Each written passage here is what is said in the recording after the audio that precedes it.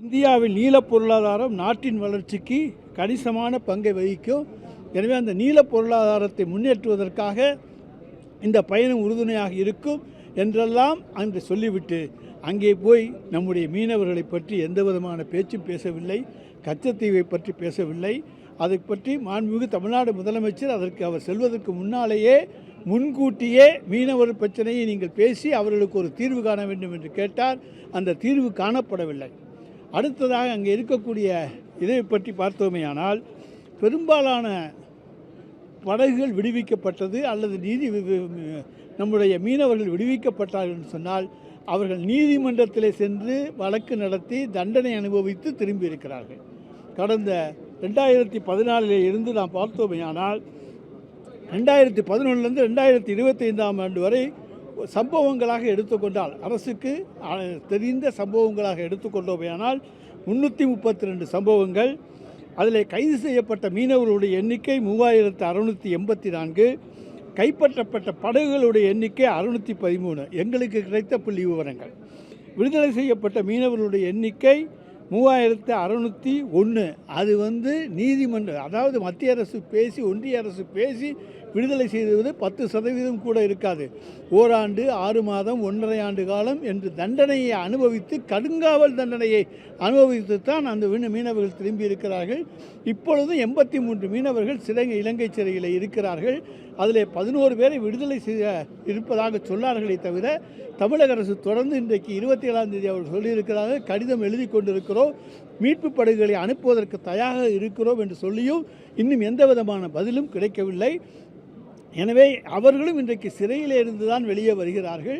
எனவே தமிழ்நாட்டு மீனவர்கள் மீது ஒன்றிய அரசு தேர்தல், அதாவது 2014 தேர்தலுக்கு முன்னாலே நாங்கள் அவர்கள் நலனை அக்கறை எடுத்துக்கொள்வோம், ஒருவர் கூட கைது செய்யப்பட மாட்டார் என்று சொன்னார்கள்.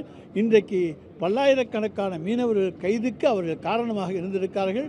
அவர்கள் வாழ்வாதாரம் பாதிக்கப்படக்கூடாது என்பதற்காக எங்களுடைய முதலமைச்சர் தமிழக அரசினுடைய நிதியிலே இருந்து ஏறக்குறைய 576 கோடி ரூபாய் அளவுக்கு இன்றைக்கு மீனவர்களுடைய நலன் காப்பதற்கான திட்டங்கள், அவர்களுடைய மீன்பிடி தொழில் செழிப்பதற்கான திட்டங்கள், ஆழ்கடலிலே சென்று மீன்பிடிப்பதற்கான வழிவகைகளை இன்றைக்கு சட்டமன்றத்திலே அறிவித்திருக்கிறார்.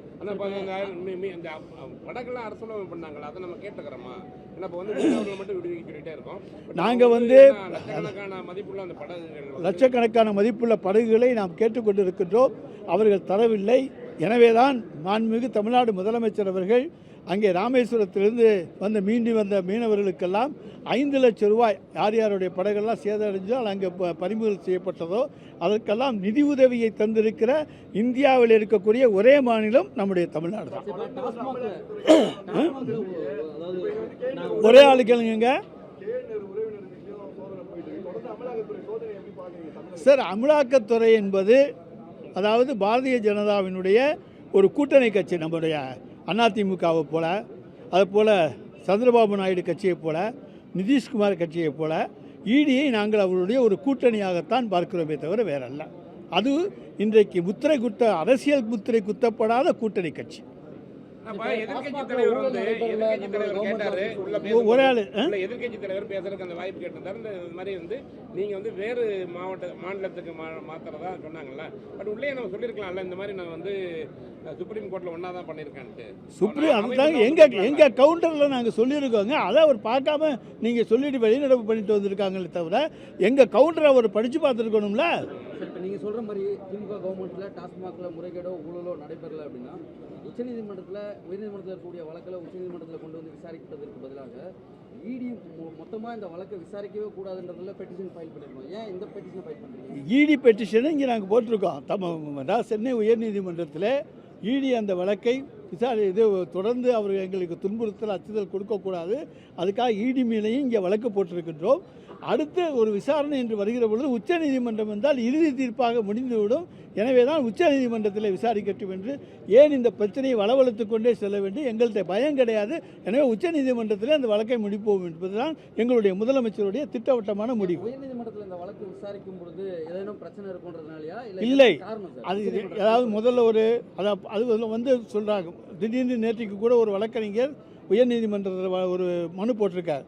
இந்த வழக்கை விசாரிக்கிற நீதிபதியினுடைய சகோதரர் இங்கே இருக்கக்கூடிய வழக்கை நடத்துகின்றவருடைய வழக்கறிஞர்னு இப்படியெல்லாம் பிரச்சனைகளை கிளப்பிக்கொண்டே இருப்பார்கள். இப்படிப்பட்ட பிரச்சனைகளை கிளப்பி அந்த வழக்கை இழுத்தடிப்பதை விட உச்சநீதிமன்றத்தில் ஒரே வழியாக வழக்கை முடித்து விடலாம் என்பதுதான் எங்களுடைய எண்ணம். சென்னை உயர்நீதிமன்றத்தில் இருக்கக்கூடிய நீதிபதிகள் வந்து இந்த வழக்கை விசாரித்தா சரியா இருக்காது அப்படின்னு திமுக நினைக்கிறா? இல்லை, சென்னை நீதிமன்றத்துடைய நீதிபதிகள் நியாயத்துக்கும் நேர்மைக்கும் கட்டுப்பட்டவர்கள், இரவு பகல் பாராமல் உழைக்கக்கூடியவர்கள், நல்லவர்கள். அவர்கள் தீர்ப்பின் மீது எங்களுக்கு எந்த விதமான சந்தேகமும், அவர்கள் நடவடிக்கைகளே அரசுக்கு எந்த விதமான சந்தேகமும் கிடையாது. அவர்களுக்கும் எந்த கெட்ட பெயரும் வந்துவிடக்கூடாது. அதே நேரத்தில் இந்த மாதிரி போகிறாங்க, ஒருத்தர் உடனே போடுறார், அந்த நீதிபதியுடைய சகோதரர் இவருக்கு வழக்கறிஞராக இருக்கிறார். இப்படி அவர்கள் மீது குற்றச்சாட்டுகளை சுமத்துகிறார்கள். எனவே அப்படிப்பட்ட பழிச்சொல் எல்லாம் யாருக்கும் வர வேண்டாம். நிம்மதியாக இந்த வழக்கை முடிப்போம், உச்ச நீதிமன்றத்தில் முடிப்போம் என்பதுதான் எங்களுடைய திட்டவட்டமான முடிப்பு. வழக்கிலிருந்து விலகிக்கிறேன்னு சொல்லுவாங்க, இல்லை வேற அமருக்கு மாற்றுவாங்க. முதல்ல அப்படி சொன்னாங்க. இலங்கை கடற்படையால் கைது செய்யப்பட்டுள்ள தமிழக மீனவர்களை மீட்பதற்காக தொடர்ந்து ஒன்றிய அரசுக்கு தமிழக அரசு கடிதம் எழுதியிருந்தும் இதுவரை எந்த நடவடிக்கை எடுக்கவில்லை எனவும், தமிழகம் வந்த பிரதமர் மோடி இதுகுறித்து பேசவில்லை எனவும் சட்டத்துறை அமைச்சர் ரகுபதி குற்றம் சாட்டியிருக்கிறார். உடனுக்குடன் செய்திகளை தெரிந்து கொள்ள சன் நியூஸ் பெல் ஐகானை கிளிக் பண்ணுங்க.